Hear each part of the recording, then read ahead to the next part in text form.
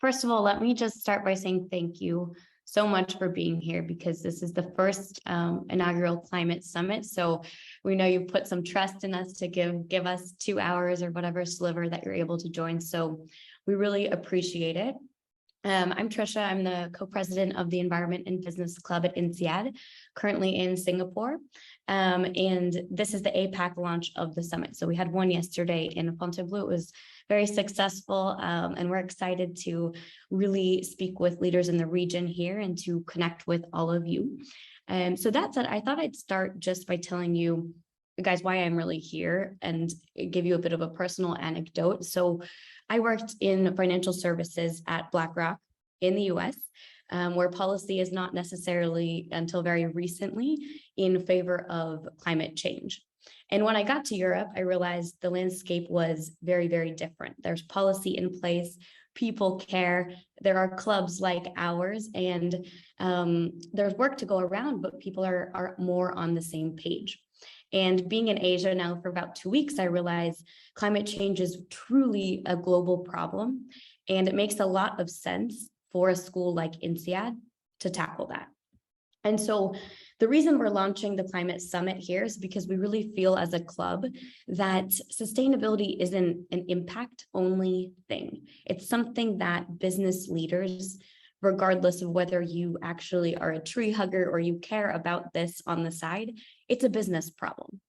And we feel like, since we're business leaders, everyone here deserves a bit of a climate education to take with you into your different roles.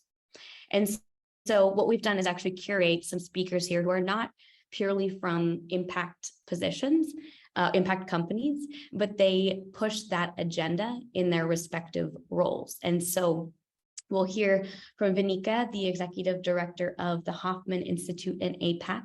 And Vinika is very focused on emerging markets, so it will be, I think, quite topical for all of us here. We'll hear from Rosalind Bazany, who is at Antler, which is a global early stage VC, and Roz is the head of sustainability at a traditional VC. We'll hear from Dave, who is a partner at BCG and focused a lot on climate and data analytics. And then lastly, we'll hear from Julian, who is coming to us from Bain, but is also the ex-director general at the UK government, who was focused on net zero. So you can see we've tried to kind of curate a host of people who might not traditionally jump into your head as ESG leaders, but really who are paving the way, similar to how many of us can. So when you listen to these different sessions, I really urge you to think about how you can integrate sustainability if you're doing an NPV model, if you're thinking about sales of a new product, if you're thinking about consumption patterns for your IVC product.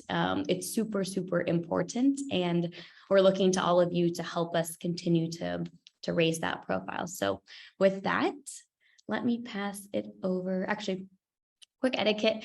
The audience is on mute. We'd love for you guys to have your videos on just so that it feels like a nice community where we are all being inclusive. And feel free to use the chat box to suggest questions for the speakers. I will moderate online and Flo will moderate in the room. And we'll try to get to a few of those in the last 5 minutes of each of the different 4 speakers. So let me kick it over then to Dr. Vinika Rao. And I gave you a brief introduction. So maybe Vinika, I'll let you run from here and I will stop my share so you can share your slide. Thank you. So it's a real pleasure to be joining you all today for this inaugural Climate Summit on behalf of the Hoffmann Global Institute for Business and Society.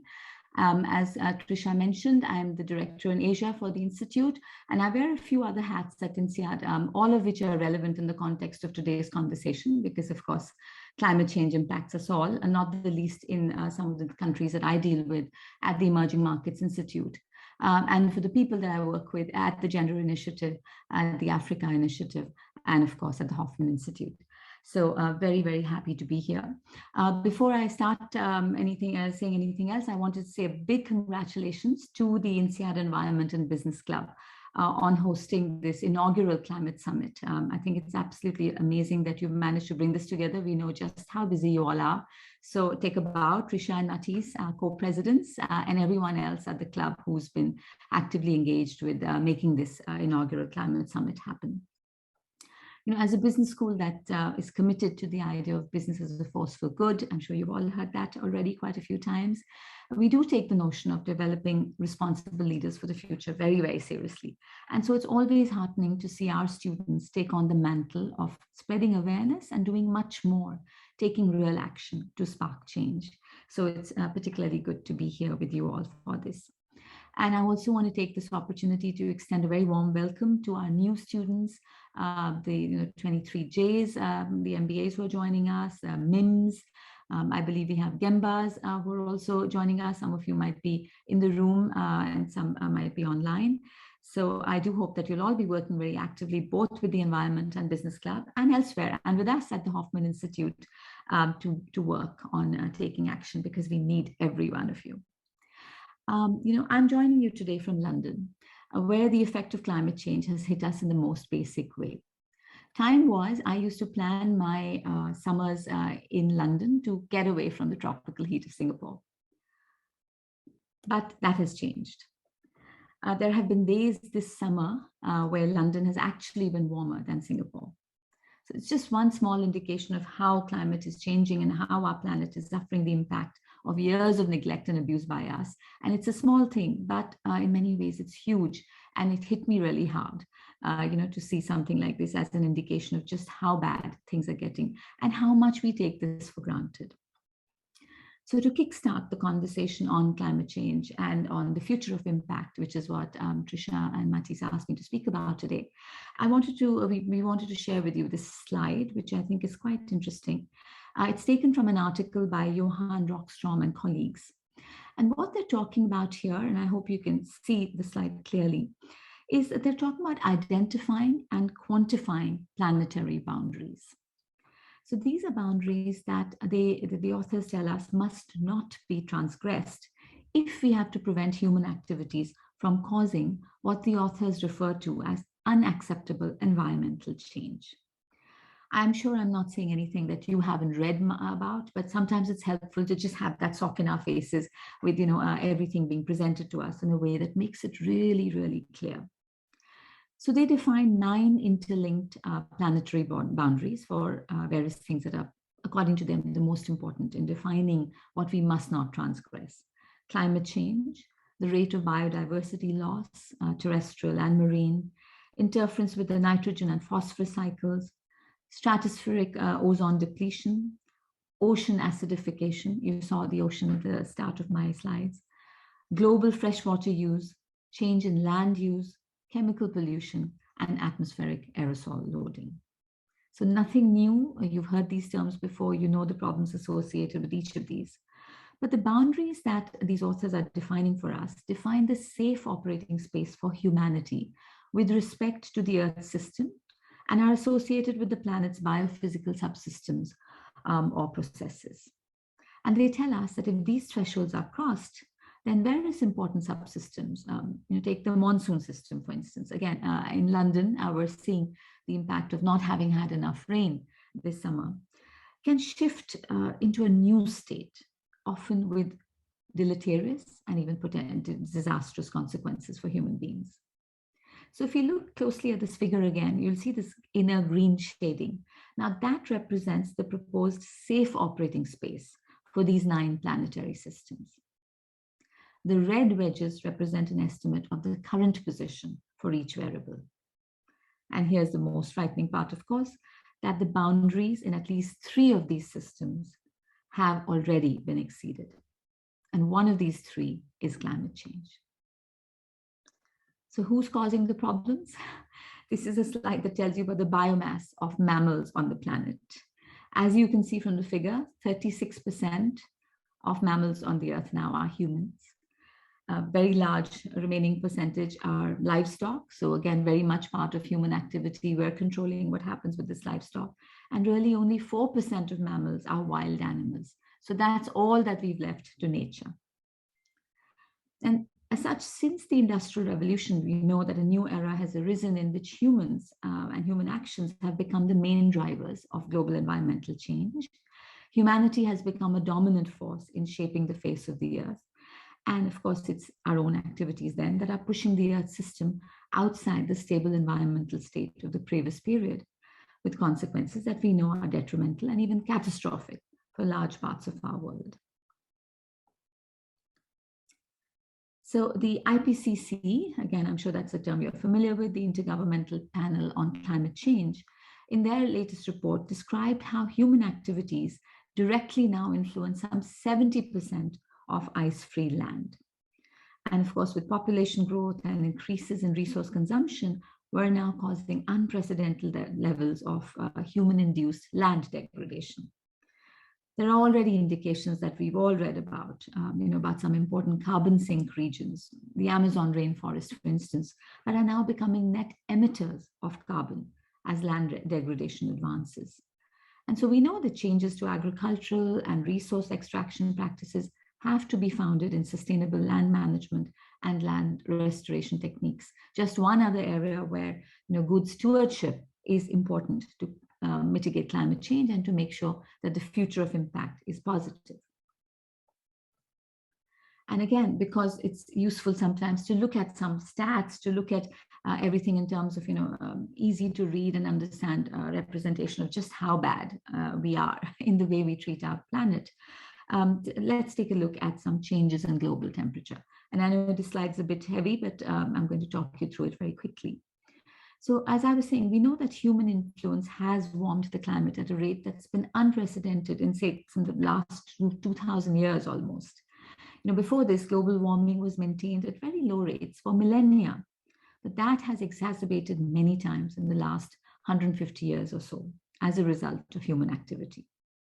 So as you'll see in the figure, if you look at the right, you can see the scientists have shown the difference between changes in global surface temperature over the last 150 years that have happened. And they've got two simulated figures here, lines here. If you look at the blue shading, that's for if the impact was only of natural factors, and that's where our climate change figures would have been at. And what is shaded in brown, unfortunately, is the simulated impact of natural plus human activity. So it's very clear just how devastating the impact of human activity really has been. Trisha mentioned earlier the tree huggers agenda and the fact that some of us are much more sort of activistic about this than others. But really, as she was saying, we have to realize today that no human activity can transpire without an effect on natural systems. They are both clearly and inextricably intertwined. And so understanding, measuring, and controlling the negative impact of human activity on the environment today has to be considered, as she said, core business for us all. So again, despite all the warnings that we've had, including the slide I just showed you on the extreme dangers of exceeding the 1.5 degrees centigrade warning from IPCC, we know that progress on new, more ambitious 2030 climate targets have just not happened, right? And participation in sectoral initiatives have stalled since COP26 in Glasgow. And this goes against the clear agreement of that Glasgow Pact to update national 2030 climate targets in 2022. We just have not seen enough happen. And we know that without increased action, the world will still emit twice the greenhouse gas emissions in 2030 than what we agreed would be allowed under the 1.5 degrees centigrade limit of the Paris Agreement. We're heading to a warming of 2.4 degrees, with 2030 targets at least being met. And if they're not met, then we're talking about 2.7 degrees centigrade with current policies. And then, of course, there's the issue of greenwashing and expose of corporate inaction. Instead of cleaning up their business and business models to tackle climate change, we know the top corporations are unfortunately engaging more in cosmetic changes and greenwashing to improve their own images. Everyone's getting onto the bandwagon, making all sorts of climate pledges, trying to be responsible business citizens, or at least that's what they're claiming.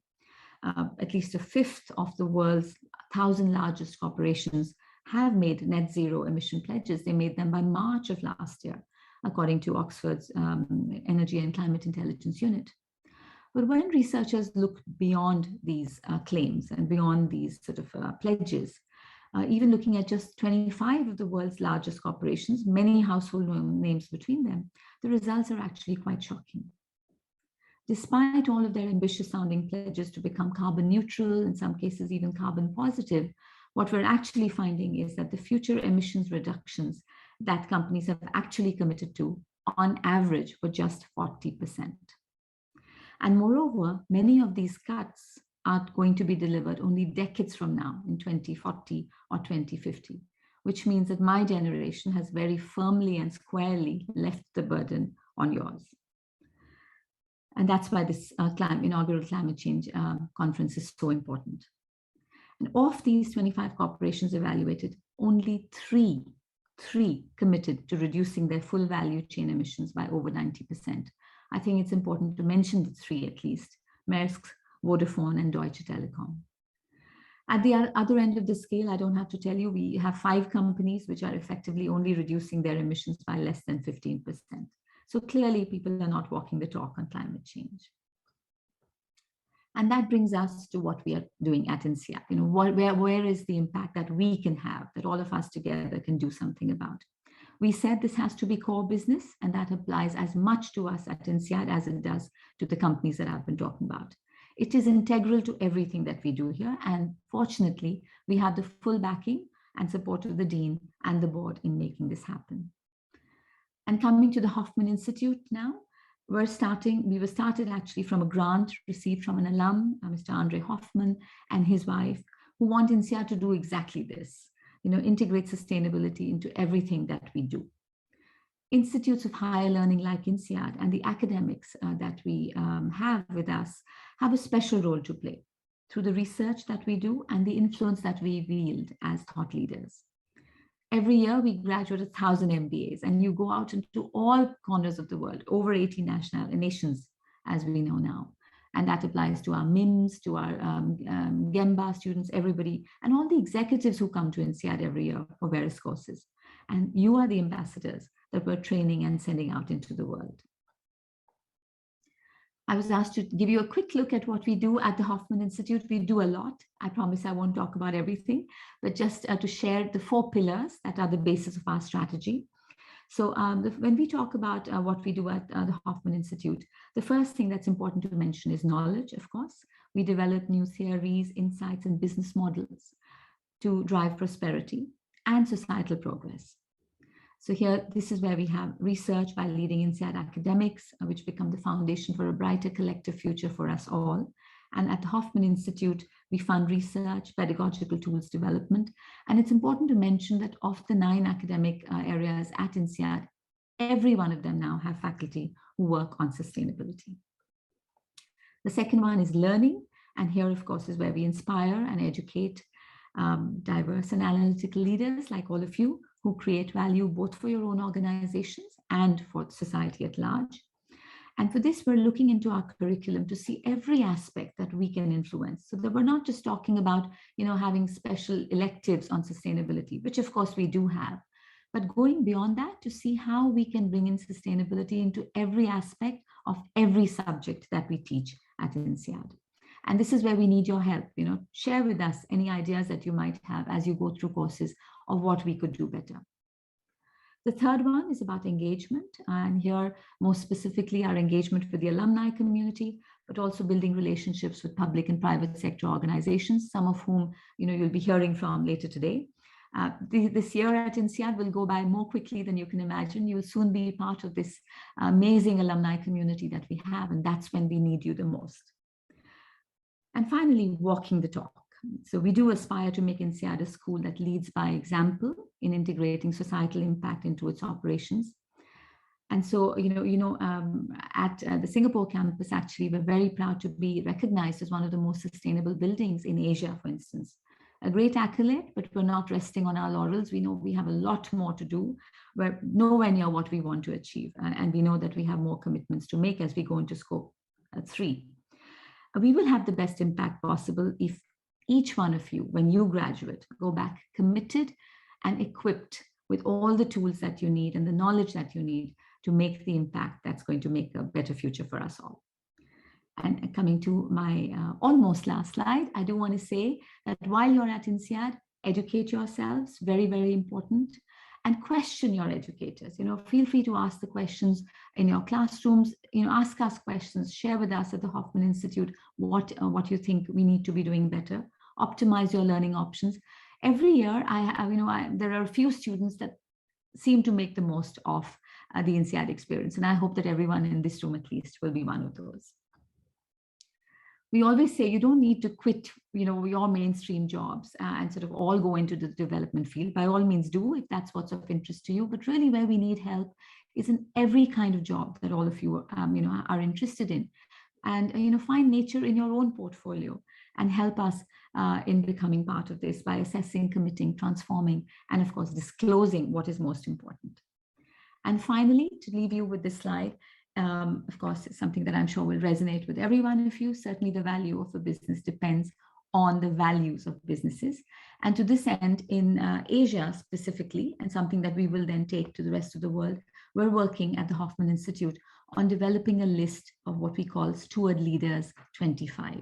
And this will be where we will recognize 25 companies and individuals who've done the most in terms of being real stewards of the resources that have been entrusted to them, moving away from shareholder capitalism to stakeholder capitalism. And of course, a very important stakeholder in that conversation is the climate and our environment. So on that note, I want to say a big thank you once again to the wonderful club that put this inaugural climate summit together. And I want to request each one of you to connect with us at the Hoffmann Institute. We have our team in Singapore and in Fontainebleau, and we're always here. I'm happy to answer any questions. I may not be able to answer all of them. We have many members of the team who are better equipped in specific aspects, but I'll certainly come back to you with answers. And do connect with me personally if you like. Thank you so much. Thank you, Vinika. And I think we already have a few questions in the room. So Flo, let me pass it to you to moderate those. Yes, thank you, Vinika. I think we had one question. Igor, go ahead. Okay, ready? So you are talking about greenwashing, but do you apply that to INSEAD also? Because INSEAD has a lot of programs where everybody is flying all around the world. I think that's antagonist to the pledge to reduce carbon footprint. Absolutely. And thank you so much for that question. And, that's something that we absolutely recognize and we feel very responsible for. And so, that's not something that we are not aware of. And as I said before, we completely recognize that we have to make many changes at INSEAD itself. I think in some ways, COVID-19 has had one positive impact in that it's taught us that a lot of the travel that we used to take for granted is not essential. And here I'm also going to put the onus back on our students. And there's a lot of traveling that you do, which is important for your growth and development, but again, can possibly be done in more sustainable ways. And we're certainly working very hard in terms of our own calculations and understanding just how we can work on exactly what you mentioned in terms of reducing our carbon footprint through the travel that we do. It is already better than it used to be. And you might have seen that the Hoffmann Institute is publishing our own sustainability report where we take into account and measure this aspect also, the travel that you mentioned. So thank you for raising that point. And yes, I want to assure you that that's something that we are more than aware of and really paying a lot of attention to. Thank you. Other questions? Vinika, in that case, I have a question for you. So you talked about not quitting our day jobs, maybe because there are a ton of new Js here in the room. For the students while they are at INSEAD, what is your recommendation for them before they go back into the job market if they want to push the climate and sustainability agenda here and help Hoffmann on that front? Thank you. So first of all, just even bringing, asking that question is very important, right? The fact that you're interested in finding out, especially for our new students, what you can do. So, we don't pretend that we know it all or that we can manage everything. So the first thing we need from you is to tell us your ideas, any suggestions you might have, even this inaugural climate summit, instance. This was entirely an initiative by our students, by our wonderful club. And so, take this sort of active role. There are some who will, do this 1 year and have learned, some things. There will be others among you who will do much more with your time. So I think the most important, the first aspect is active engagement.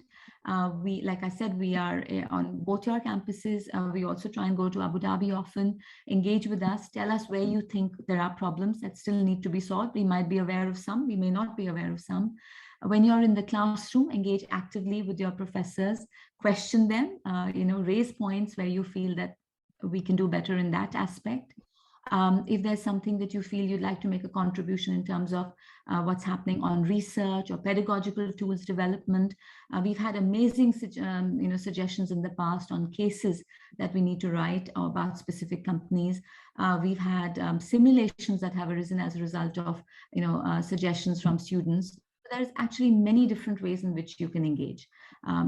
Just at the very first point, find out where we are on your campuses and just come and talk to us about anything that you find relevant. And that's not just the Hoffmann Institute, it's really every part of INSEAD, because we take very seriously the idea of making sure that we do walk the talk.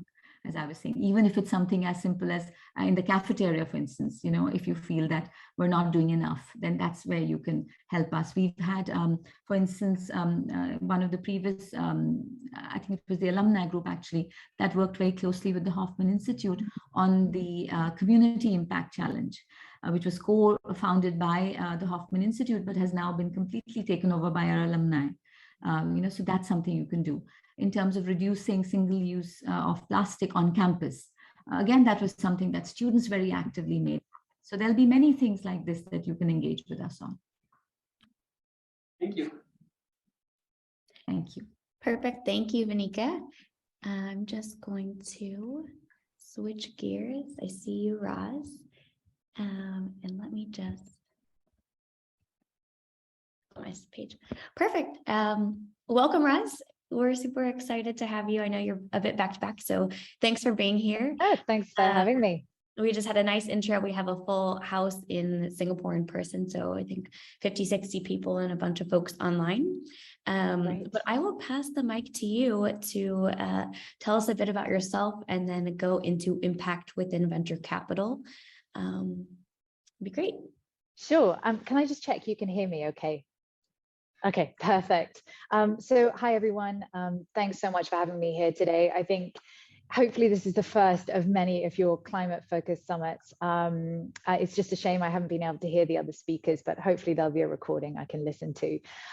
So I'm Rosalind Bazany. I'm head of ESG and Impact at Antler. I've been working in the finance industry for almost 15 years now. So I started off in a hedge fund, then I moved to a global asset manager called Schroders, and then left to join Antler last year. So who is Antler? Antler is a global early stage VC that provides founders support, community, and capital at the earliest stage. We believe that great founders can come from anywhere, which is really reflected in our global footprint that now extends to 25 cities around the world in both developing and developed markets. We receive over 50,000 applications from potential founders a year, and we invite about 3% of them to join a 12-week Antler program and offer financial support if needed during that time. And at the end of this period, teams and ideas are formed. And even though Antler only invests in about a third of the founders who've gone through that program, an Antler community has been created. We have seen many of our companies hire from within the Antler cohorts when they start expanding and entering new markets. And following an investment, we have coaches and an army of advisors that provide hands-on support. And last year, we launched a global follow-on investment vehicle, which provides a continuation of capital all the way to Series C for our highest potential companies. To date, we've invested in over 500 portfolio companies, and our funded founders represent over 80 nationalities, and over 30% of our portfolio companies have at least one woman founder. So that's Antler. Now let's move on to the topic of climate. The greatest problem that the world has ever faced is climate change. Climate is the intricate connection for every ecosystem here on Earth, and they are all vulnerable right now. The last 50 years has brought about more change for humans than in the last 6 million years. The planet now has a population of almost 8 billion people, half of which are living in cities. We're more educated than ever before. We're healthier than ever before. And we've transformed ourselves into a digital world that is more connected than ever before. But over that same short period of time, we've lost 17% of the Amazon's tropical rainforest. Almost 40% of the world's land is now used for agriculture. The world has lost 2/3 of its wildlife, and coral reefs have been halved. In fact, since the start of industrialization, which is 150 years ago, our planet has become 1.1 degree warmer. And human GHG emissions are chiefly responsible for this increase in temperature. And that is good news. It means that we're not powerless against climate change. We can reverse the damage that we have done. But to do this will require an aggressive and a collaborative effort to reduce emissions. Now, I probably don't need to explain to you guys in the room the consequences that we face if this warming progresses. Crop yields will be affected, water resources will dry up, we'll have people displacement, more disease, places will become uninhabitable or just simply lost underwater. There'll be more conflicts, higher taxes, the list will go on and on. So the question is, what can we do about it? I think there are really 4 main areas that can accelerate us to where we need to get to. The first is policy. Regulation is already changing. We've seen the EU, SEC, and Australia all put in place, or at least proposing, greater transparency and accountability from corporations around their emissions. But governments can also help create the right incentives to make sure that the system works for everyone. We've seen an example of this coming through with the US Inflation Reduction Act, which I'm sure Tricia will tell you much more about that later if you want. And governments are going to be a key component to help new technologies achieve faster adoption and be able to scale globally. The second is business practices. We've already seen industries start to shift, and I think I heard this mentioned by Vinika, from profit maximization to stakeholder capitalism. And this means not just creating value for stakeholders, but being valued by stakeholders as well. And employees, investors, consumers, and company leaders can all play a part in holding companies accountable for their operational practices. The third is technology. We have many solutions that can be used to adapt and mitigate climate change, but we still don't have all the technologies that we need to reach net zero globally by 2050. We need to ensure that we support R&D and innovation.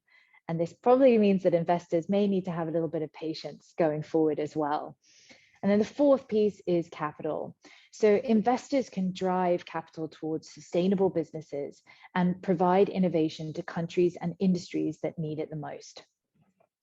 So how does this all relate to ESG and impact within the VC industry? I think VCs can actually play an active part in each of those 4 different areas. It's very much our belief that ESG and impact can be a differentiator for our founders, but also for us as a VC. And I think before we move on, what I want to do is just explain to you what I actually mean when we're talking about ESG and impact, because very often these terms are used interchangeably. And while they're related, we see them as 2 distinct things. So ESG focuses on the company's operational practices. It's about a company's ability to create and sustain long-term value in a rapidly changing world and managing both the risks and opportunities associated with those changes. If we just dump the horrible ESG acronym for a second, what we're talking about is really 5 areas of a business. That's workplace culture and employment practices, it's responsible product design, data privacy and protection, supply chain, and of course, environmental effect. When you put ESG in those more relatable terms, hopefully you can start to see why actually ESG considerations can have an effect on company performance. And it also hopefully explains to you that every single company can be thinking about this, and they really should be thinking about it. I think companies that actually think about these type of factors really have the potential to reduce risk, save money, but also increase workforce productivity, increase stakeholder trust, and strengthen branding. With 81% of global consumers feeling companies should help improve the environment, it may even open up new markets and customer segments. Now, when we talk about impact portfolio companies, what we mean is that the outcomes of the company's products and services lead to a positive environmental or social benefit. This is intentional, demonstrable, quantifiable, and verifiable. And it's very often linked to the UN Sustainable Development Goals, or SDGs. Now, within the impact space, I think that climate-related tech companies represent an enormous investment opportunity. In the last 5 years, the majority of impact flows have gone into this sector. Investors have started to recognize that you can invest in impact and make a profit.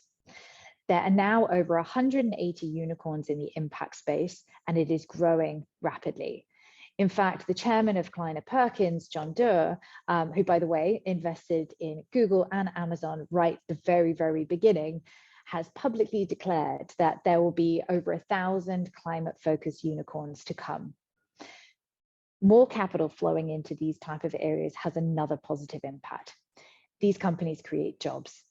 And a recent study has said that an additional 8.4 million jobs could be created for young people by 2030 through green and blue investments. And that's going to be in things like renewable energies, sustainable agriculture, recycling, and waste management.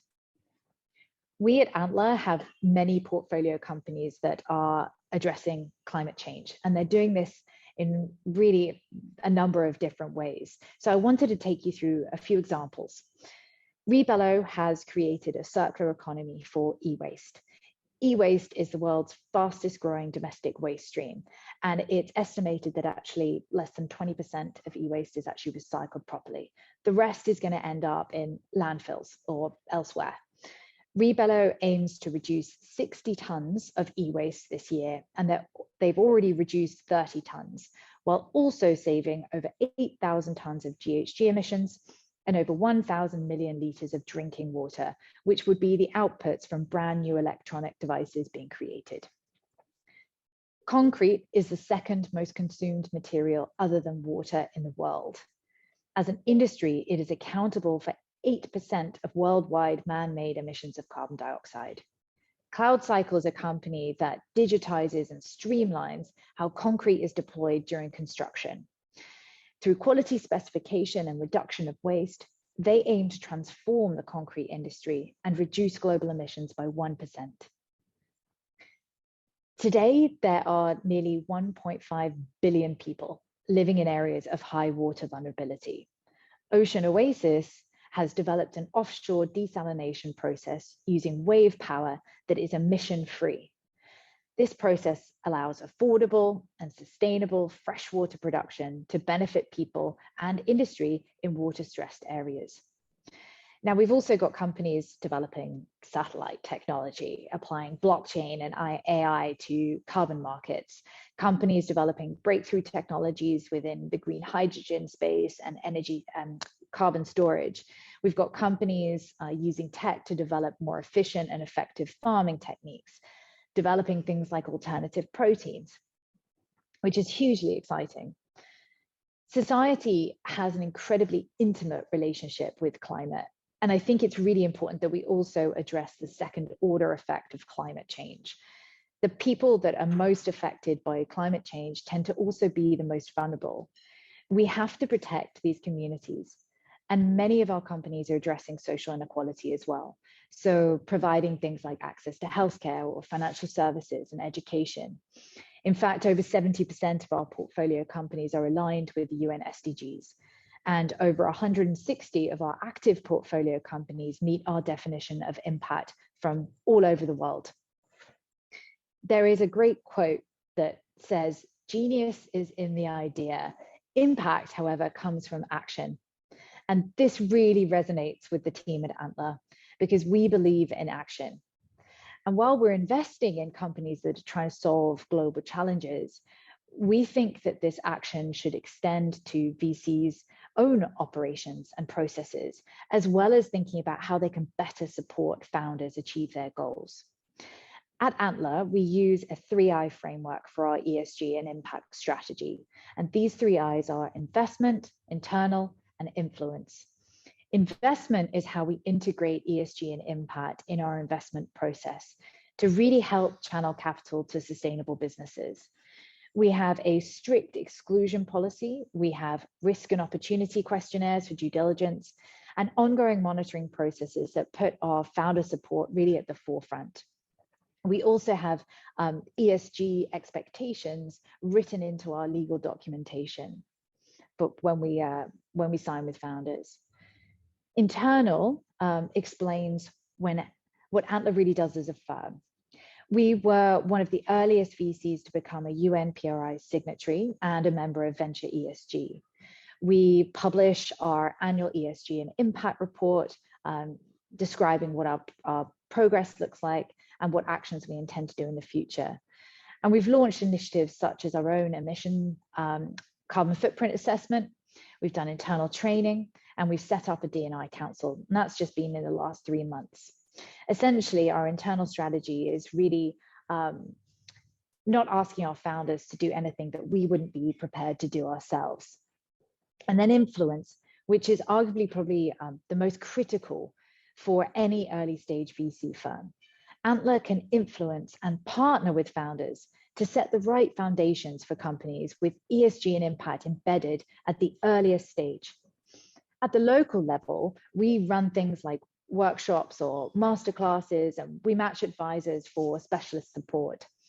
And to complement this work, we developed an education platform for our founders that offers guidance, useful tools for implementation, and practical advice on both ESG and impact.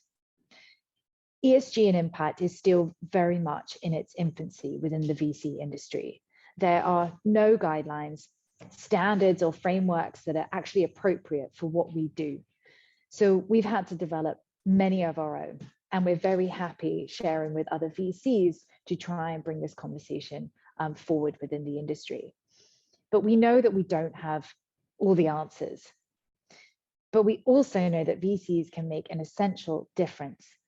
And together with our founders and the companies that we're building, we can play an important role in the climate solution. Thank you for the opportunity to share our story, and I'm happy to answer any questions. Thank you, Roz. Let's start again with the room. Any questions in Amphi 104? Question, yes. First of all, thank you so much for coming to speak with us today. I actually have a somewhat of a behavioral question, especially because, so one of the things I always preach about venture capital is that, like, optimism is built into the, business model, it feels like. And my question is that, I think I'm also a very optimistic person, but a lot of times when you talk about this issue, you see more pessimism and guilt. And in order to make change, I was just curious, like what you felt the role of pessimism and guilt was in sort of like implementing change, or whether it's kind of like all optimism all the time is what's going to have the biggest impact in the long term. Yeah, I think I understand your question. I mean, there's a lot of, I think more recently, there's been a lot in the press where people are questioning whether the topic of sustainability more broadly or ESG and impact is something that people should be considering. And I think, for us, we have an opportunity, and I think a bit of a responsibility really, because we're working with founders at that really earliest point. It's a bit of a luxury because we're also, we have people that are very engaged with us. They want to learn from us. They want to understand how to build a great business. So I think, just a little bit like thinking about ESG, there's risks and opportunities, there's optimism, there's pessimism. And I think we need to find the right balance. And every company, every founder, every VC is going to be different. They're going to have different views on how best to approach this. What we want to do is really to provide the right type of information for founders to make a choice and to say, look, do I believe that this is something that is actually going to help improve the performance of my company? If so, how do I actually incorporate this within the strategy? It's up to us to actually explain how it will affect the performance of the company. And so this is what we've been really working on. And this is why so much of our effort is focused on the education piece, because I think the industry's done a wonderful job of throwing out a ton of different terms and acronyms, and then there's all these different groups that are now trying to set standards for how people should report. And luckily the ISSB might actually sort of change all of that, but you've got the TCFD, you've got GRI, GIN. I mean, there's too many.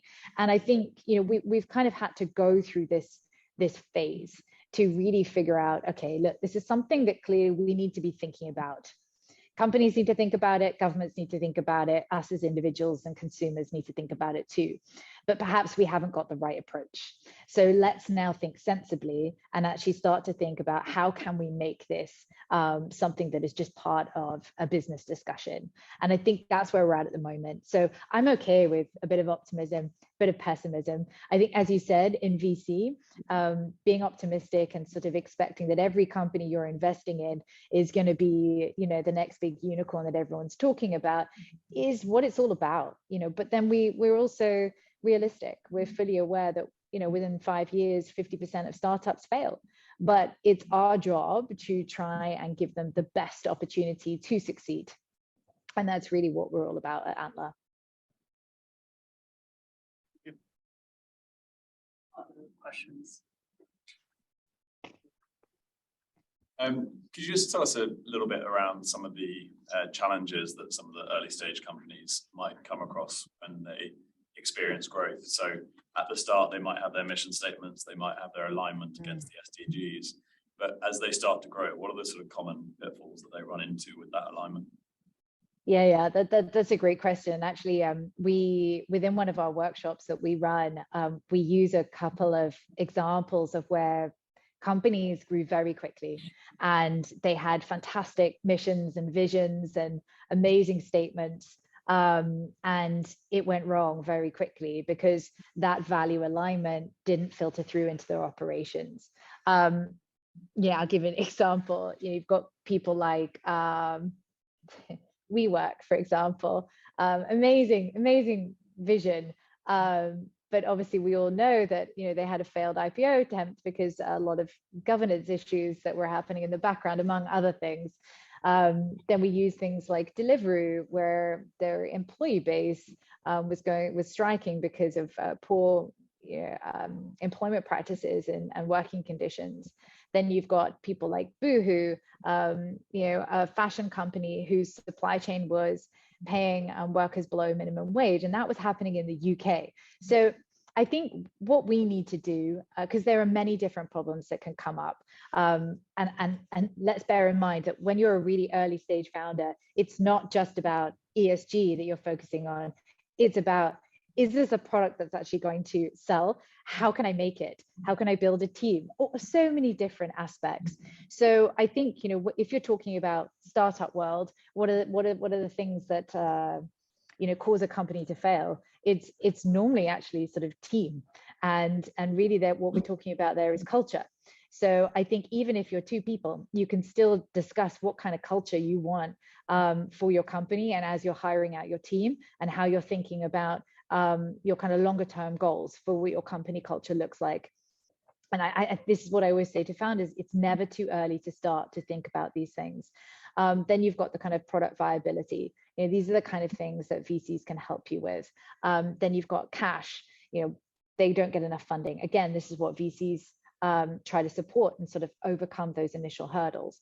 But I would say when it comes to those ESG sort of factors that I talked about, if you just get rid of the fact that it's ESG related, this is just talking about good business sense. if you're thinking about responsible product design, you're thinking about, well, who's actually going to be building this tech? How is it going to get built? Who's going to be using it? How are they going to use that tech? Are there any sort of regulations out there which are going to influence how I've built my technology, and will this cause a problem over the longer term? So you have to really kind of build the awareness of what are the areas which are going to have the biggest impact on your company and on your stakeholders. So this is where you start talking about things like materiality mapping, which is essentially just saying, okay, I've got my stakeholders being anyone that interacts with your company or product, and you're saying, what are the issues that are most important to these guys? Then you have sort of, on the x-axis saying, well, what are the issues, or how important are these issues to the company? Then you can start to actually say, what are the things I need to focus on, and what can I influence as a company? And what are external factors that are out of my control, and what level of risk is that going to play on my company going forward? And this is where you actually start to develop what we call an ESG roadmap, where we start to think about what are the different milestones you've got to try and achieve, or risks that you want to try and avoid and mitigate ahead of time. And so it's really important that we ensure our founders are thinking about it right from day zero, but without it feeling like a box ticking exercise or compliance centric, because it's much, much more than that. Very similar question from my side, just phrased in the opposite way. You mentioned there are around 180 unicorns in the impact space. What common threats do these unicorns have that make them successful?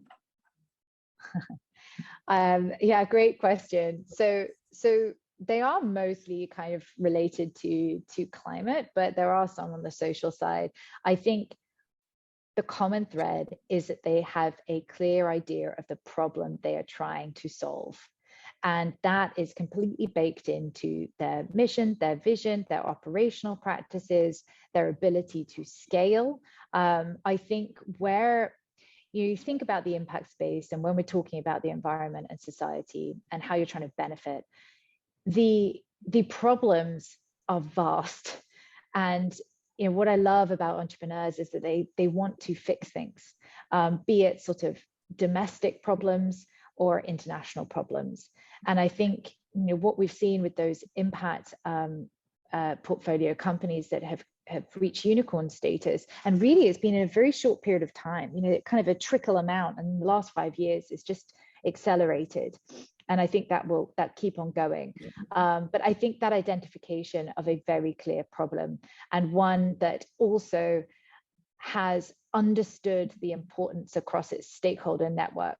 So thinking about, so why does this matter to the end people? Why would it matter to investors? And how can we also work with governments? I think this is really key. I think what we found is that because impact investing or sort of impact investing with profit in mind, in order to scale, there is a tendency, particularly if it is new technology, that you'd have to work with governments to really sort of ensure that this is embedded quickly. But it could be something like one of the unicorns, I think, that's just, it's a unicorn, actually, it's coming through in Brazil, is focused on fertility. And these are the kind of issues which I guess are becoming, people are more aware of them, and people are happy to talk about it more. And these kind of companies are coming at the right time. I think climate, there's been a real catalyst. We went through 10 years ago where people were investing in climate, but everything, it was too slow. People just couldn't see the growth coming through. They couldn't get the technology to work, but we've advanced so much now that things are speeding up. And but it's important we don't stop the investments going into this space. So that's a very long-winded response, but I think it really is about that clear identification of a problem and responding to it. Roz, thank you. I think we're at time, so we'll no problem get there, but really appreciate it. And I'm sure you'll get some pings from folks in the room, so feel free to stay Great. on.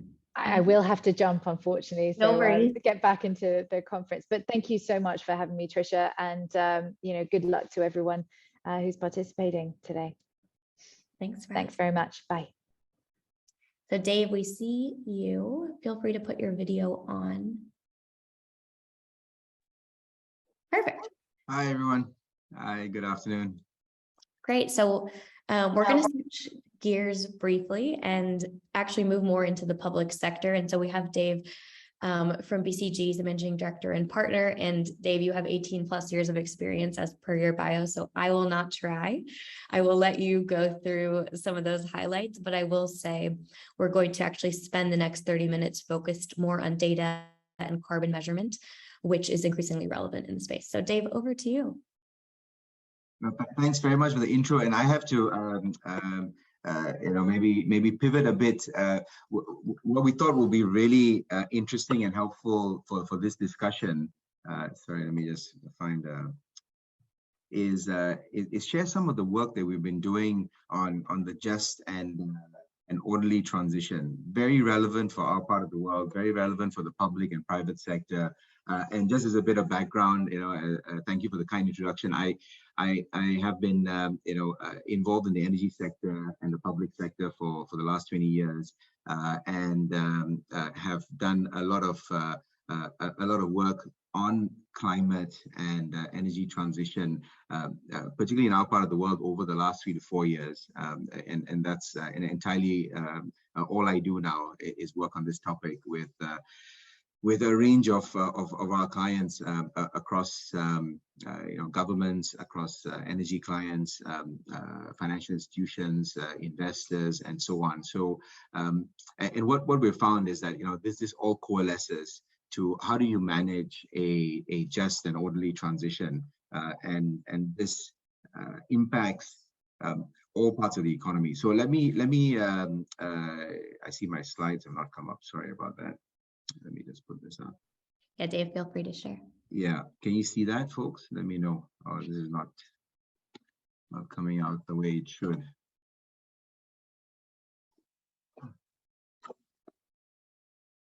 Can you see my slides? No, it's a bit odd. We could. I think what you did was working.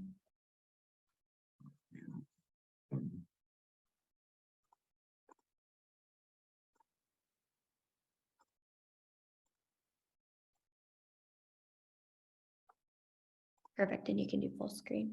Does that work now? Yes, that's great. Okay, fantastic. So let me start by saying I was going to take a zoom out, so to speak, and really talk about this topic more from a perspective of managing transition across the whole economy. The idea of managing a just and orderly transition, and of course the government and public sector play a key role in steering this, but really it is one where all stakeholders contribute. What I'll do is I just share a bit of what we're seeing, some numbers to dimensionalize the scale of the challenge, and some learnings that we've had as BCG working across public and private sector on managing this transition. So let me start by what do we mean by just transition? And you may have seen various descriptions of this. Ultimately it's about the economy is going to transform dramatically across the world over the coming decades.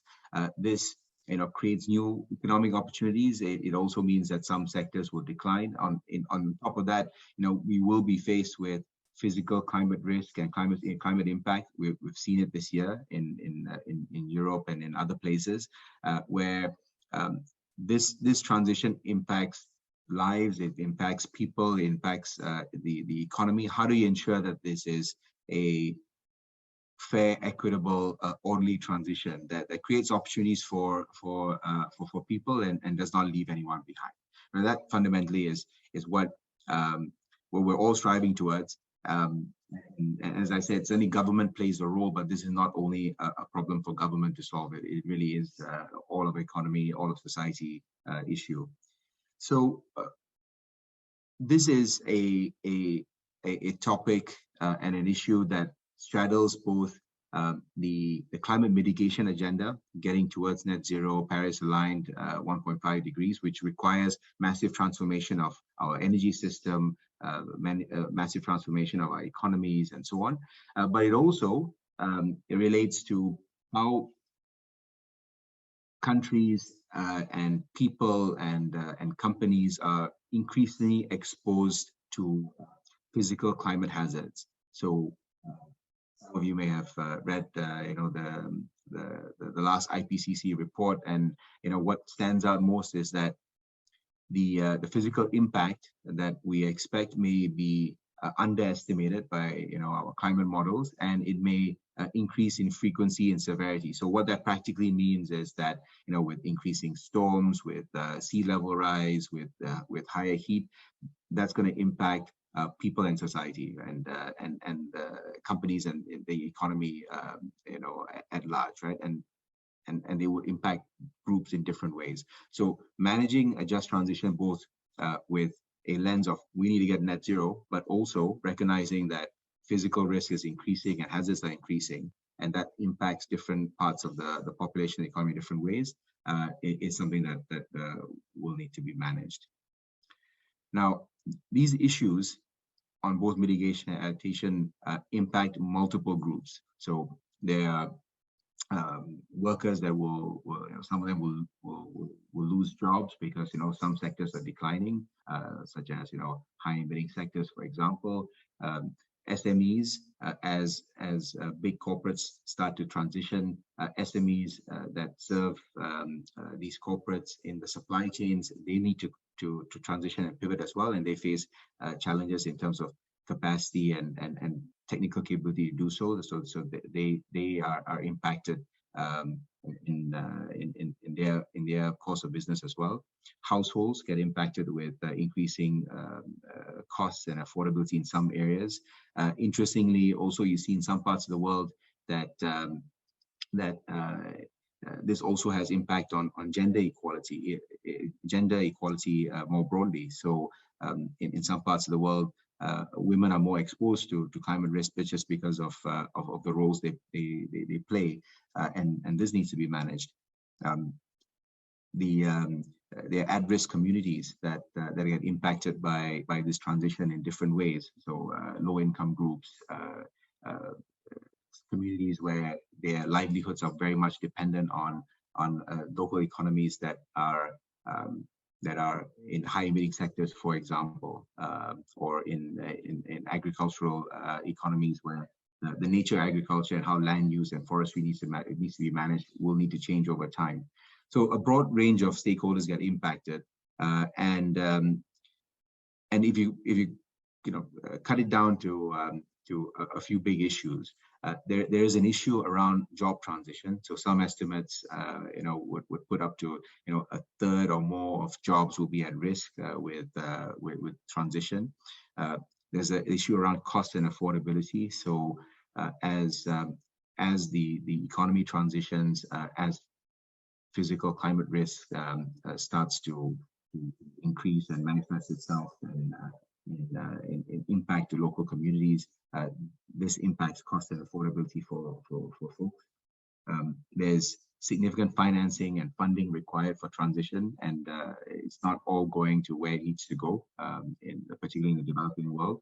And there are impacts on natural resources and systems, and this comes down to some of the upstream problems that will need to be managed. So, for example, with increasing electrification, increasing need for critical minerals, there are mining practices, for example, that need to be better managed so that they don't lead to unintended consequences to the local ecologies and the local ecosystems. So these are some highlights of issues, but they fall into a number of big areas that need to be managed.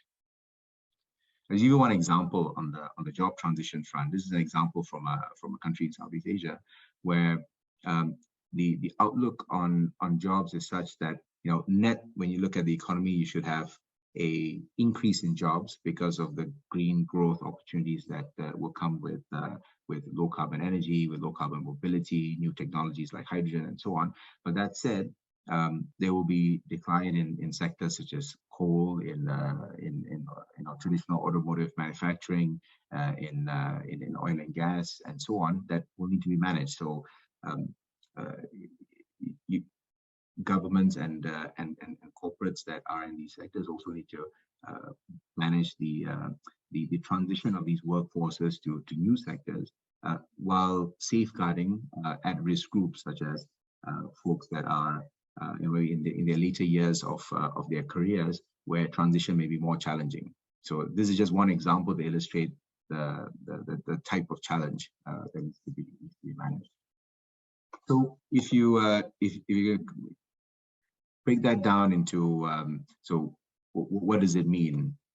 There are multiple issues that come with this transition. They cut across all sectors of the economy, but the key part is that all stakeholders beyond government play a part. So government sets policies, regulations, set the right incentives, and so on to shape the markets to manage a balanced transition. The private sector plays a key role in channeling technical expertise, in channeling their investments towards a transition path, building resilience in their own supply chains, and so on.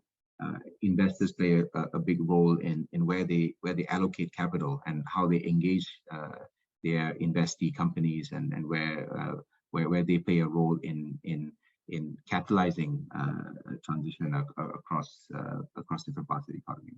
And finally, civil society. Consumers play a big part in the choices that they make, in advocacy and say collective on-the-ground action. So big challenge, many things moving at different paces, and different groups at risk. And the key message I'll leave with you is that all stakeholders play a part in managing towards a just, orderly transition. And maybe just to wrap it up, some learnings from our own work, working with governments and countries on climate transition. Managing transition is challenging, as you see. The scale is huge, but breaking it down into practical actions and fundable projects is a key part to get going. We've seen it in countries like South Africa, where they have. We worked with the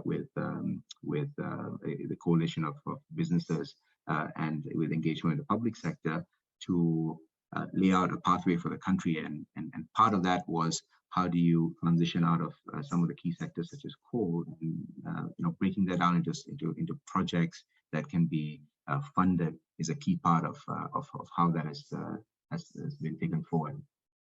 The second is socioeconomic environment will change. The technology environment will change. So keeping sight of the goal is important, but just keeping flexible and being able to pivot your plans as you go is another learning. We would not have expected, for example, 2 years ago that we'll have the conflict in Europe, and prices will spike, right? And supply chains on critical components in some renewable energy sectors will get impacted. Keeping in mind that you have the long-term goal, but while managing for the short-term uncertainty is a key part as well. The third is, given this is widespread and large-scale transition, having a engaged, consultative approach across different parts of the economy and society. Everyone plays a part, and activating different parts of players in the economy only comes with engagement. So having a broad engaged, consultative approach is critical. The fourth is this is, no country can do it alone. Multilateral action is key. I mean, certainly the platforms such as COP are essential for this. But it also comes with countries having a early dialogue and engagement with key trading partners to find areas of cooperation, either whether on the technical side or in co-funding. This is an area that no one country can push alone, right? So really having that multilateral and bilateral engagement is critical. Fifth is a whole of government approach, meaning that multiple parts of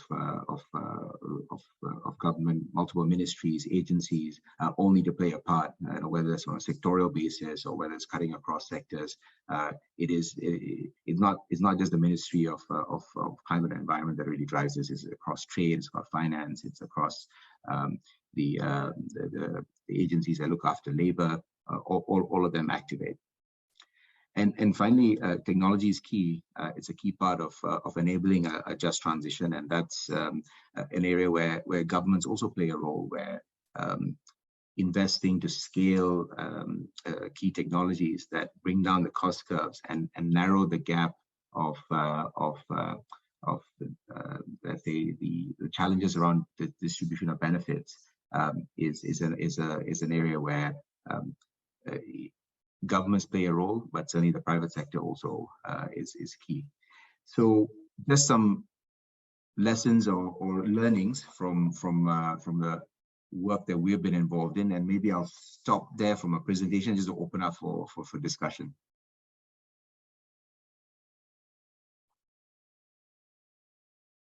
Great, thanks, Dave. I guess we'll start in the room, but if anyone has questions online, feel free to post them in the chat. Sweet. Thanks for coming to talk to us, Dave. My question's about sort of the difference between developed and developing economies in making this transition, and the fact that you mentioned how this transition is going to create so many changes in the negative and the positive, and obviously we think of developing economies as maybe being less prepared, but is that also an advantage in a way because they can build these systems from scratch, and maybe there's a lot more that needs to be destroyed in the developed world in order to make that transition, or and if you don't have an answer, that's okay, but just do you have any thoughts about that contrast? Yeah, no, thanks for the question. It's a key one. So I think there's two parts to it. One is that if you look at, let's take energy as an example. In many parts of across Asia, for example, there is still a fair bit of investment needed to mature the grids and the power systems. Now you can leapfrog, right? You can leapfrog in some areas and extend for example, more distributed energy into the system, and scale, let's say, emerging technologies over legacy ones. So there's that advantage in certain areas that the developing economies will face, will be able to capitalize on. Now, that said, the flip side is that it requires a fair bit of funding and technical assistance, right? And this is where the developed world plays a key part. Without that support, although the opportunity exists to leapfrog in some areas, it's difficult to overcome the funding and technical challenges without this these platforms and this multilateral engagement.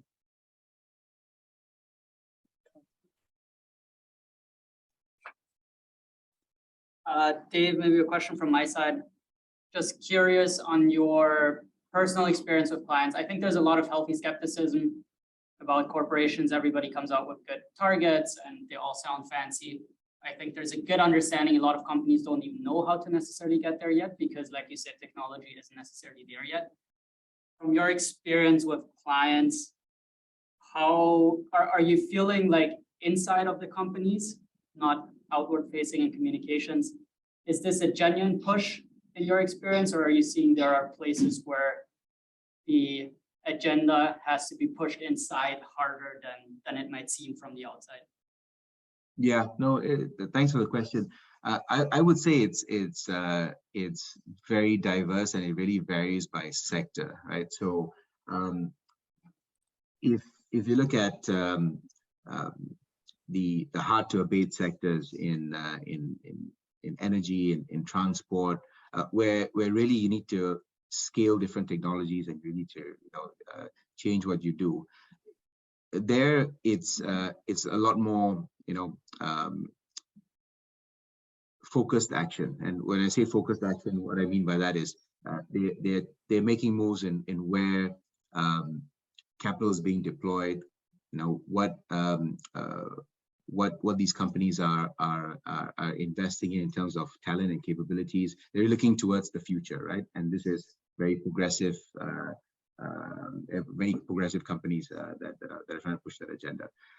I think where there are sectors where this has not been, they've not been at the forefront, but ESG and sustainability has been more thrust upon them by regulation, compliance, disclosure requirements. There, I think you see a lot more mixed response, right?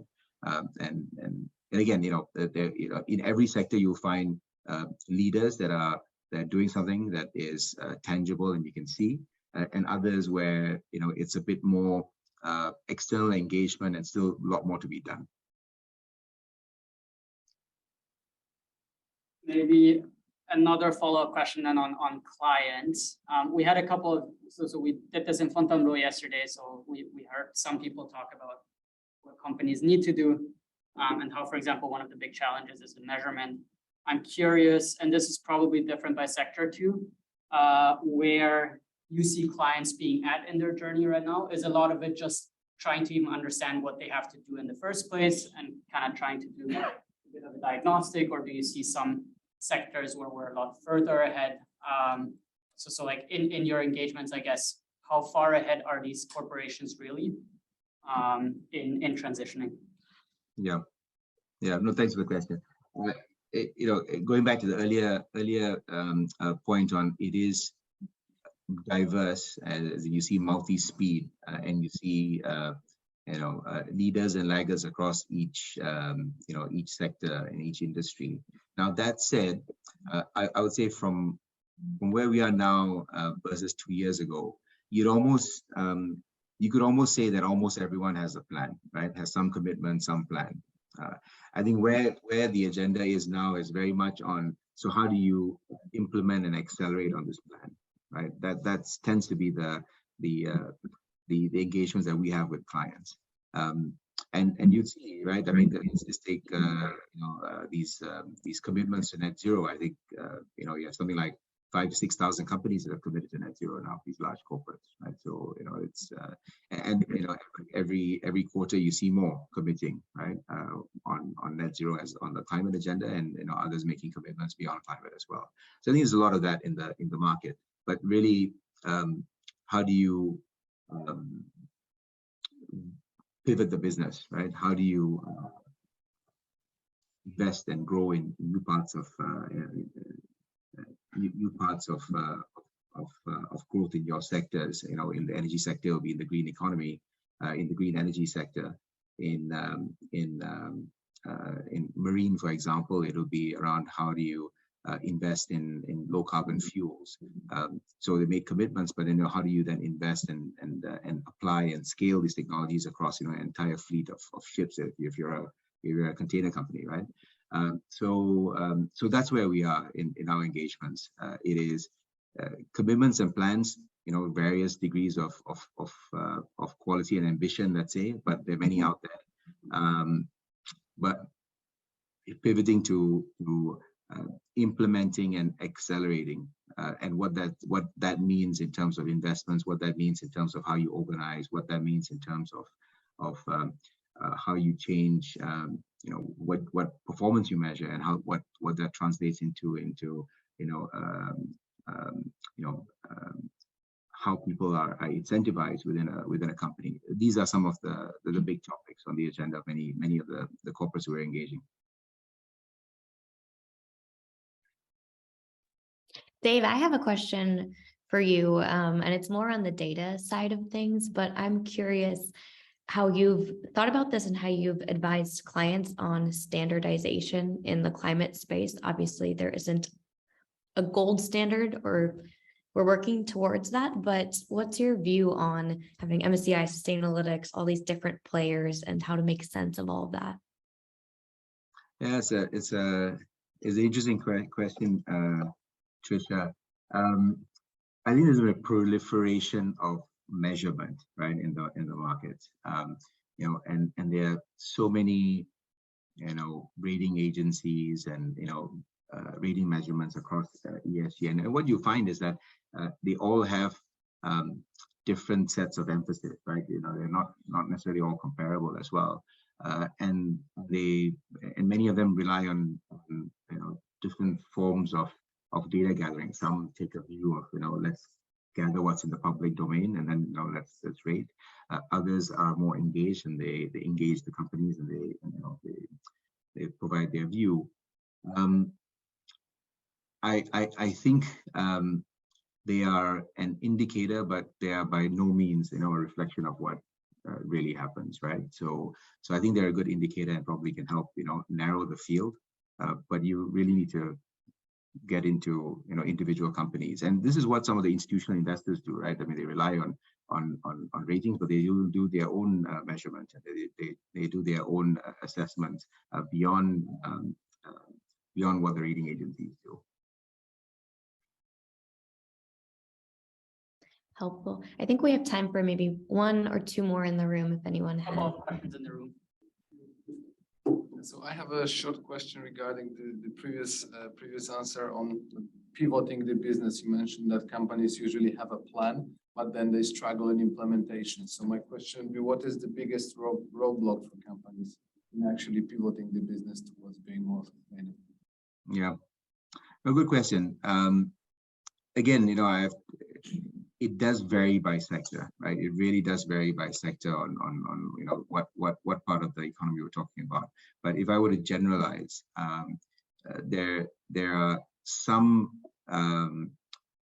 there's some aspects of pivoting the business which are reliant on public policy regulations and how the market structure changes. And this you know, one you know, a simple example is there a mandated carbon price in the economy or not, right? And if there is, you know, this then changes the investment case for many companies on what they do in their portfolio. So that's that one aspect. The other aspect is, you know, there's technology risk that many companies need to manage. They're technologies that are proven but not scaled. So, you know, it works. And there's been demonstration of it being cost competitive. But if you scale it in your business, you know, what does it mean? You'll be, you know, taking early adopter risk, right? So I think there's that. There's also some of the practical elements of, if you have a large organization, you know, many businesses, and you're pivoting the business.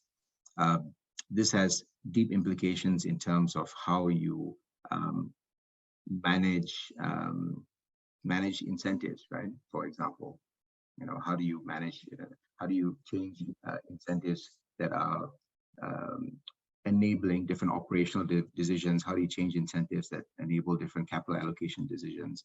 How do you reward, you know, taking more risk in innovation? How do you ensure that, you know, you are investing not just for, you know, the next 2 to 3 year planning cycle, but you're, you know, investing so that, you know, you're building, you know, for the balance sheet for year 6 onwards and so on. So these are some of the practical challenges that companies deal with. Maybe do one more. Go ahead. Like I said, with regards to, if we sort of shift into sort of M&A, with regards to CDD that's being performed, is there more of a focus now for ESG taking up sections in that CDD and sort of building on that? Aside from obviously sort of real estate, oil and gas, what other industries are particularly looking at that ESG element of the due diligence? Maybe I didn't fully get the question. Do you mind elaborating on it? Yeah, sure. So in terms of M&A activity, obviously the main focus around future performance, etc. But there must be certain industries that are particularly temperamental towards what the ESG impact of the acquisition might be and the ESG performances of the acquisition. So with the commercial due diligence that's performed, is ESG having more of a prominence in that due diligence? And within that, are there certain industries that are particularly focused towards it? Yeah. So I can't comment broadly on this, but I'll share some observations from areas I've been involved in. One of the things that companies are focus on, and I'll talk in the space of energy and also large industrials, is the risk of having stranded assets, right? So if you're acquiring a company and if regulations change and you have assets that are no longer economic, then this poses significant risk, right, for your business. So I think that element is one that is embedded in much of the M&A process or the acquisition process. Beyond that, in terms of broader ESG, there is some around are there key issues that impact your license to operate, right? So and that will be geographic in nature, depending on the laws that respective companies are operating in. But whether it's labor laws, whether it's environmental laws, and so on, this is another area that typically gets assessed.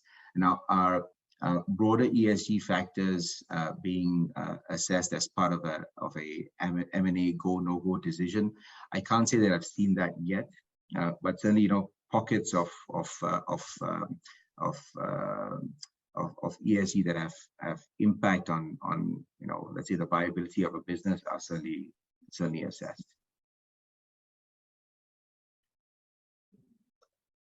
Dave, I think we're at time. Lots of good questions. We really appreciate it. And I think a really nice segue to our next speaker, Julian. So feel free to stay on as well, Dave. All right. Thank you very much. We'll have a great session, folks. Thanks for inviting me. All right. Hi, Julian. Thank you. Welcome back. So Julian was a speaker at our session yesterday in Europe. I think super successful. And Julian, it's exciting to see to introduce you, because you have a combination of being in, the role of a consultant at Bain, 30 years. You were the former head of the global utilities and alternative energy practice, I see. But also you have some policy experience, which is increasingly relevant from your time at the UK as part of the government pushing towards that net zero strategy. So really excited to welcome you last but not least, and I'll pass it over to you. And if you'd like to share slides, I will stop mine and you can start yours. Great, thank you. Am I sound working okay? Yes. So good morning. Thank you for having me. I'm very happy to join. What I'm going to do is I was hoping to spend about 15-20 minutes just running through some slides. Firstly, because I began my life as a consultant, so slides are an inevitable consequence of that. But also, I thought with an INSEAD crowd, it would be it's good to look at some of the facts associated with this transition. So I will attempt the sharing. Hopefully, it will work. Hold on a sec. So, okay, hopefully that's coming through. Mm-hmm. Great. So, I'll just get the control back. Very good. So just to put further context on my background, obviously having spent 30 years in business, I went over to the UK government to join the civil service and be responsible for all of the UK's climate action. So I like to think of that as my client went from being a series of corporate clients and pro bono work to being a single client with 33 million employees and $5 trillion of assets under management. That's of the UK economy. And during my time, what we did was we actually built a strategy. We legislated for net zero. We built a strategy for the whole economy with all the individual sectoral plans, and used that as input when we bid for COP26 and hosted COP26 at the end of last year. So this is by far, we believe, the most comprehensive plan, and it shows a way of getting to net zero. But as importantly, it was a mindset change in the UK government. So what I wanted to talk about was how both nations and companies are thinking about this transition. And I'm going to make 3 points. The first, the energy transition is happening. Second, that it's a very, very core part of what we mean by ESG. It's not obviously all of ESG, but it is a core part of it. And thirdly, that the kind of this type of transition, we've seen this type of transition before many times, and some of the old rules of those transitions will apply to this transition. So let me just talk a little bit about where we are in the overall energy transition. I mean, obviously, we know that pre-Paris, we were on a very significant trajectory to very significant global warming. That Paris really tried to bend the curve down in 2015 and set an objective for the world to start decreasing carbon emissions, halve it by 2030, and then bring it down to net zero by 2050. And you can look at different measures, but depending on the pledges, the targets, optimistic scenarios, corporate pledges, and national pledges. But roughly, we've used COP26 and the increased ambition to bend the curve down from maybe 2.4 to 2.1. You could be more optimistic if you took everything into account. But we're still not there, but we've made a sizable move in the right direction. And what we're beginning to see with plans like the UK's, which is net Paris aligned, you're beginning to see really dramatic change and really clear transition pathways. And those affect the whole economy. Obviously, in the purple area, it really affects the energy sector, the sector that I've worked in for my entire career. But it also affects primary industries, the construction products, irons and steels, the products we make. It impacts the buildings, from the heating and cooling of residential and commercial buildings. It addresses transport, moving around locally, shipping all of our goods around the world, all the international travel we do. And obviously, in the green area, we've got this all of the food that we eat and all the products that we use. So the whole economy, if you replumb the energy system, you replumb the entire economy, and it impacts all businesses. But where you already see what the impact is on some of the sectors. So in the sector that I know best, the energy and utility sector, in 2009, we saw a sudden move in the EU to put lots of capacity on the system. So we added 30% of renewable capacity to the European energy system. And what that did was it wiped out half the value of all of those businesses. So all of my clients lost half of their value during that period. And so we were doing lots of work with the World Economic Forum, looking at the future of the sector and saying, well, if that continues, you won't have investors in the sector. And if you don't have investors, you can't make the transition. So those companies have reconfigured their fossil fuel assets. A lot of coal plants have been written down and taken off the system, and they've recovered. But what you've also seen is that you've seen new businesses like Ørsted come out of that situation. So Ørsted was the old Dong Energy based on fossil fuels, and has now become the largest offshore wind developer. So you can see, not only is there a lot of turbulence in the incumbents, but there's also new businesses emerging out of the disruption. And again, you can see that in global automotive, where in the last 4 years between 2014 and 2018, before COVID, so no COVID effects here, you saw about a 20% decline in the overall global automotive sector. But then since then, you've seen a massive shift.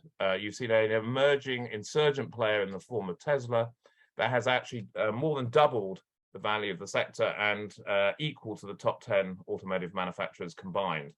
So Ørsted is a good example of a company emerging from one of the incumbents and changing its business model. Tesla is a completely new insurgent business model. And so just to illustrate that a little bit more, here's the picture for Ørsted. Went from a primarily fossil fuels business to one which is a world leader on offshore wind, built off its activity in the North Sea. And obviously the UK is a core part of that, with around half of all offshore wind in the UK continental shelf. And that has had obviously a transformational effect on its valuation and its share price. And then, Tesla, again, by moving very early, having a business model that started with the high-end technology adopters and then moving down into the mass market, it has really scaled up very rapidly and put a challenge to all of the traditional combustion engine manufacturers to change their business models. And has obviously had a very dramatic rise. Now, you might not believe the valuations for the overall sector or for Tesla itself, but you can see that this is really transformational. So the energy transition is very much underway. How does it fit in within the context of broader ESG? Well, firstly, ESG is very important to customers. They reward companies committed to ESG. 62% want companies to take a stand. 82% would recommend a brand if they knew about its socially responsible strategies, and 53% would complain if they were disappointed by the actions behind the words. And indeed, 47% would walk away, and 17% would never come back to the company if they were disappointed with their stance. So this is clearly, from a customer point of view, you can see the impact. But you can also see it from an investor point of view. You can see that investors have traditionally, since 2007, rewarded those more positively rated. But you can see that's because they're being very pragmatic. If you look at the right-hand side, over 2,000 studies have shown that there's a very clear linkage between being positively rated on ESG and performing better financially, which is then rewarded in the equity markets. So there's a real business case for taking action on the ESG factors. And ESG factors cover a broad spectrum. Here are the kind of different elements of ESG. There's roughly 21 elements. In the environment, it covers from greenhouse gases to water to circularity to land use. In social, it covers human rights to labor practices to diversity, equity, and inclusion to cybersecurity. And in governance, it covers obviously the traditional governance and business ethics, but it also goes through to tax practices and national and international policy. So a very broad spectrum of factors. So if that's the case, what is, all of these are important, but they're not equally important at all times in all geographies and in all businesses. And if you look across businesses, you see that actually today, greenhouse gases is a predominant issue for those investors. 28% of themes raised by activist investors were around greenhouse gases. Only 11% on labor practices, 11% on transparency and risk management, 9% on diversity, equity, and inclusion, and 7% on cybersecurity. So whilst all of them are important, as it currently stands, there's a very, very big focus on net zero and greenhouse gases in the energy transition. And indeed, you see that more pragmatically in the funding that comes from VCs, where over half of the VC funding today is going into greenhouse gases or material use, waste, and circularity. So the money is flowing in that direction. The activism is in that direction around the transition. And Ukraine has not stopped that.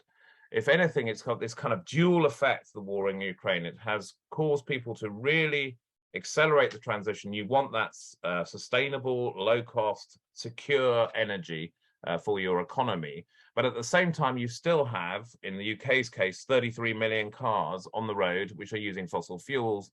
The heating this winter will be using gas in 85% of homes. So you really need to diversify your sources of those fossil fuels. So you see a doubling down on the energy transition and also a diversification of your energy supply. And that doubling down will only accelerate these transition points. So if it's happening and it's critically important to investors and to boardrooms, how do we think about this transition? Well, the Prime Minister of the UK argued that this was a green industrial revolution. It was just another industrial revolution to map previous industrial revolutions. And if we look at what the first of those, the move from farming to factories, and this is going way back into the data set, you're looking at the UK economy, you see that on the left-hand side, the UK during the Industrial Revolution doubled its investment rate because it needed to build the factories, build the infrastructure, build the train lines and the ships to bring industrial productivity to the economy. And there's a huge transition. So that from a just transition point of view, there was a big move from agriculture and the fields into cities and into the factories and the new industries. But the result of that was a doubling of workforce productivity and a doubling of economic growth and 100 years of wealth creation coming out of that.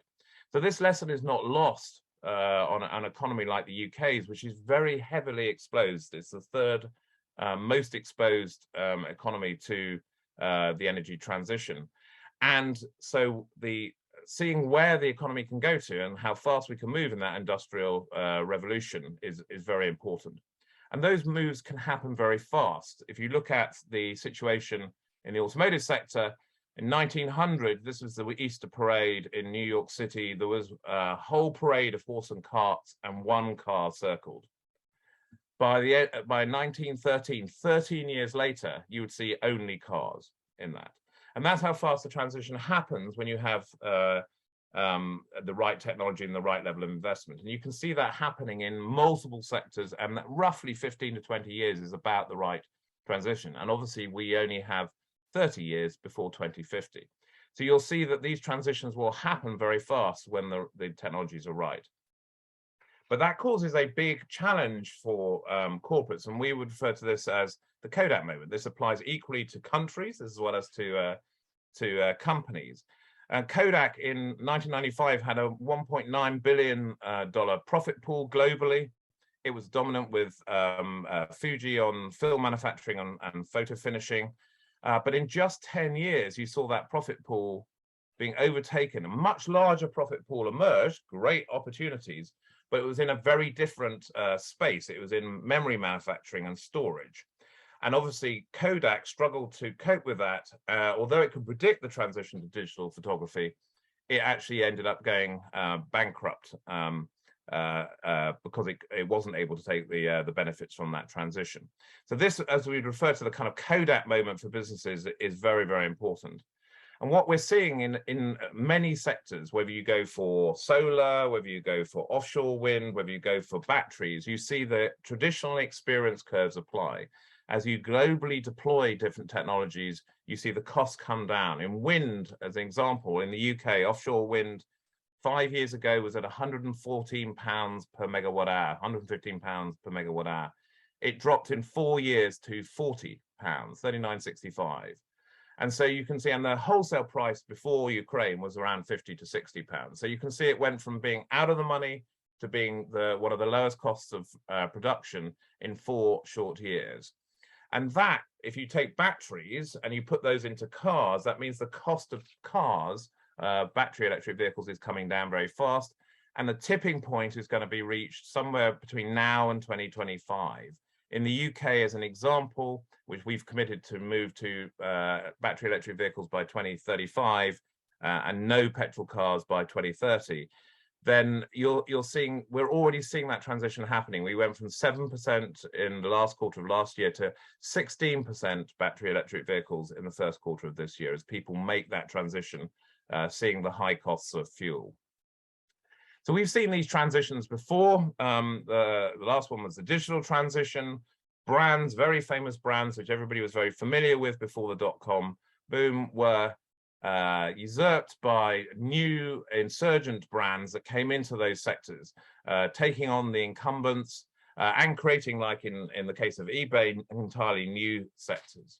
So we've seen this movie before, and we can see that some incumbents will change and will fight back, and some will be taken over by new insurgent businesses. And we're seeing that across the economy from this energy transition. We're seeing people like the Ørsted and Tesla. We're getting new businesses like carbon engineering to extract the carbon from the atmosphere and sequestrate it. And we're seeing new plant-based meat substitutes in agriculture. But we're also seeing across the board equally a fight back by the incumbents. And so this is a hugely turbulent phase in which market share is really up for grabs in a lot of these traditional sectors. And this doesn't just apply to brands you might know in developed markets. Obviously, regional brands are becoming global brands in this case. And these are just some of China examples. And I could have picked other geographies, but in companies like BYD are obviously taking on even the new insurgent businesses like Tesla to compete with them on a global basis. And so there's a big opportunity for these brands to take on the traditional global incumbents.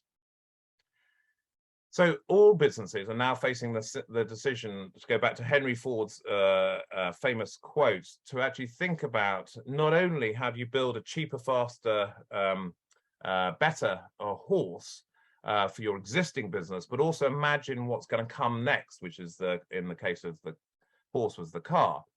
And so you've got this dual effect of thinking about your existing business, engine one, and your future business, engine two.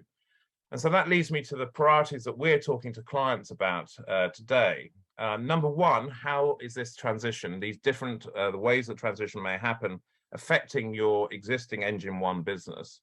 Number two, what are the opportunities coming out of that? Where are the Ørsted, Tesla, all of these opportunities that this massive flow of money and capital invested in the system is going to create? In the UK alone, we're going to have 1.5 trillion pounds invested between now and 2050. It's a huge business opportunity as long as you can get a return on that investment.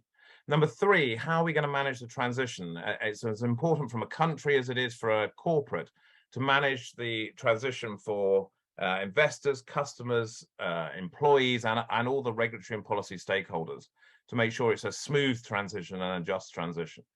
And how do we organize to deliver that? Do we put it into our core business? Do we have separate businesses looking at these new business opportunities? What does that imply for our organization?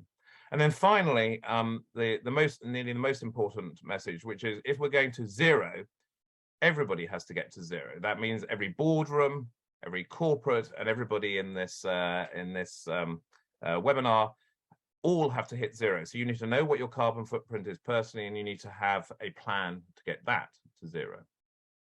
On that, I will stop and take any questions that you might have. Thanks so much, Julian. Let's actually go to the room. Well, let's take one from you, from your side. Yeah. Okay. One question from me, Julian. Thanks so much. I'm curious. So you showed us utilities and how that impacted the market, and then you showed us how it also impacted the automotive sector.